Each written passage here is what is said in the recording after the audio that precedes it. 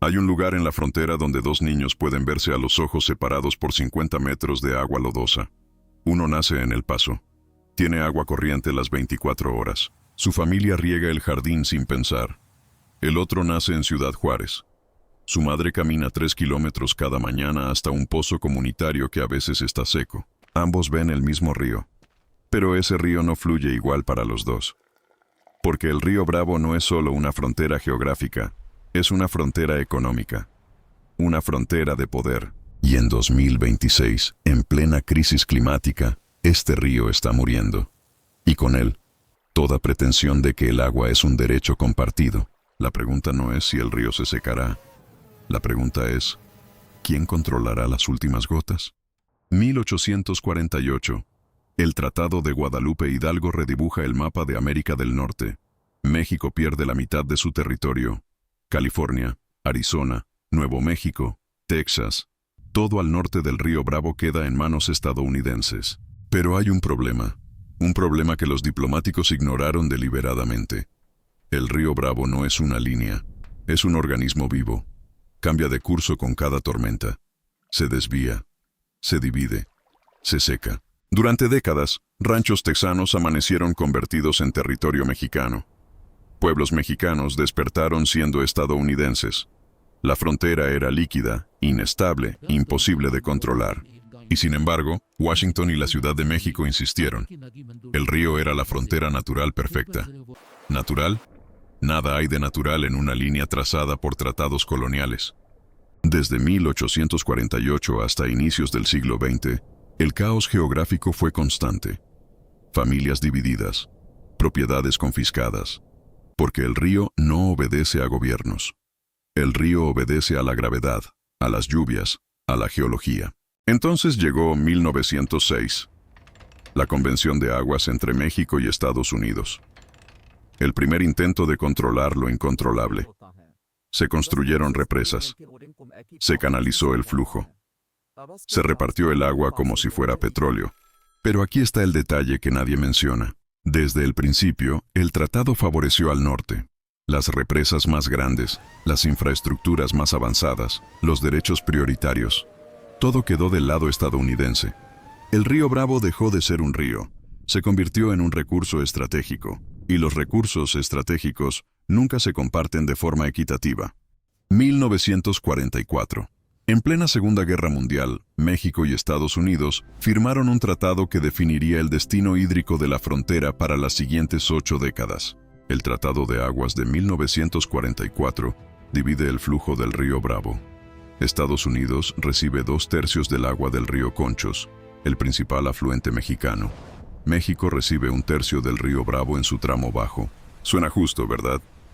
Pero hay una trampa escondida en la letra pequeña.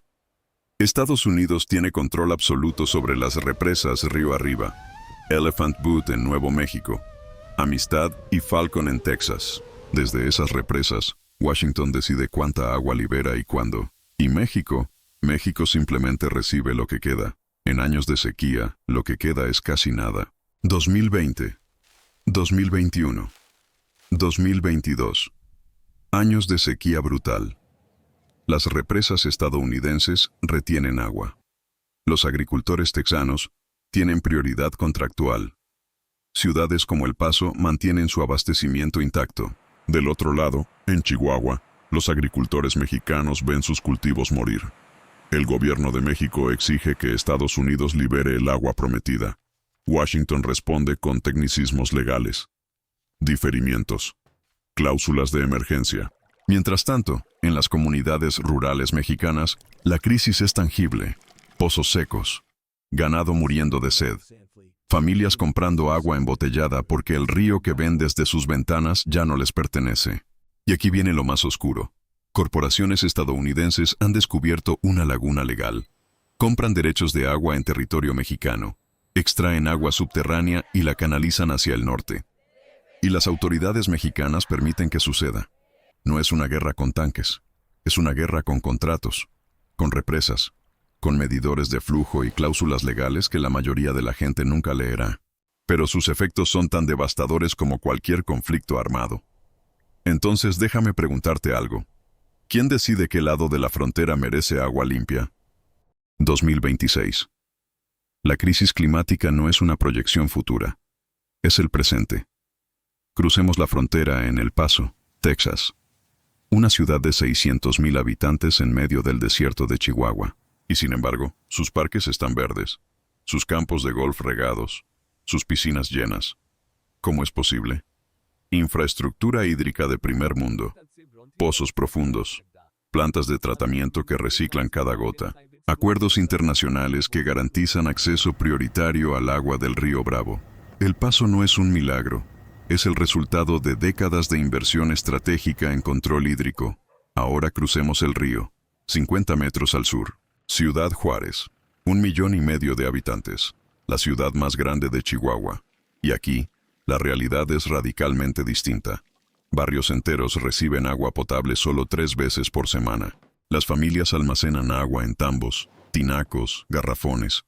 Cuando el suministro falla, compran agua de pipas privadas, 10 veces más cara, muchas veces contaminada. En las zonas rurales al sur de Juárez, la situación es peor. Comunidades dependen de pozos alimentados por acuíferos que se están agotando.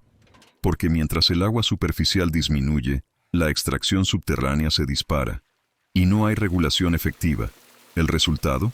Pozos cada vez más profundos, agua cada vez más salada, costos cada vez más altos. Y mientras esto sucede, los agricultores de Juárez miran hacia el norte y ven algo que no pueden explicar. Campos texanos floreciendo con agua que debería fluir hacia México.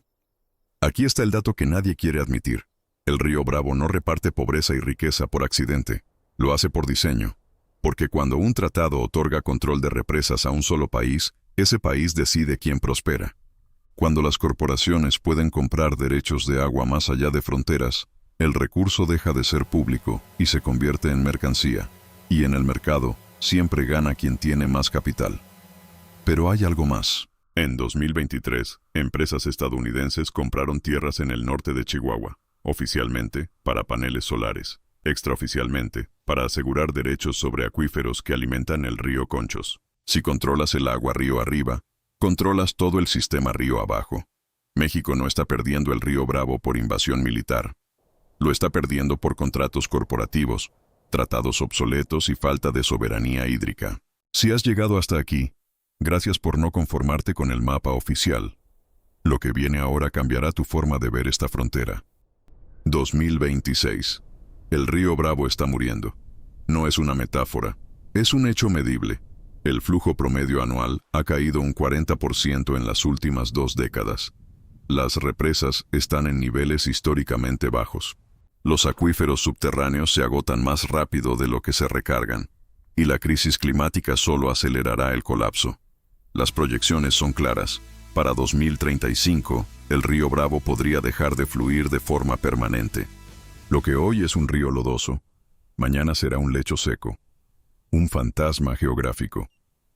¿Y qué pasará entonces con la frontera? Porque si el río desaparece, desaparece también la ilusión de que la frontera es natural.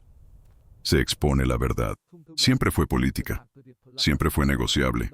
Los gobiernos de México y Estados Unidos lo saben. Por eso, en silencio, ya están renegociando los términos del Tratado de Aguas de 1944.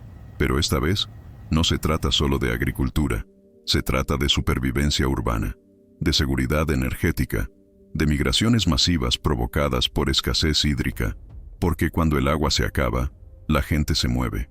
Y cuando la gente se mueve, las fronteras se convierten en zonas de conflicto. La próxima década no estará definida por muros físicos, estará definida por quién controla los recursos que permiten vivir del lado correcto del muro.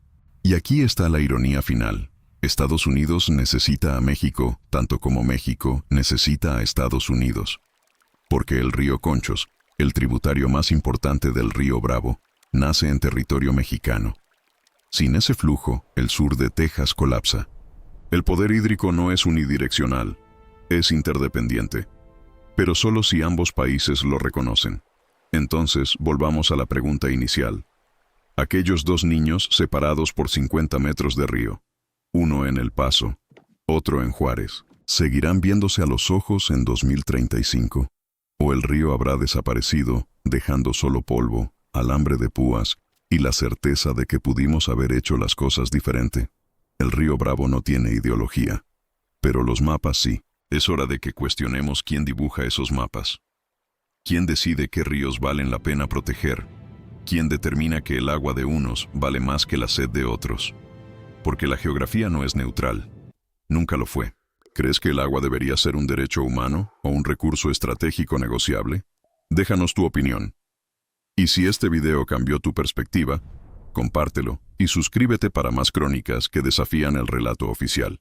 Activa la campana, porque las historias que los mapas no cuentan son las que más necesitas escuchar.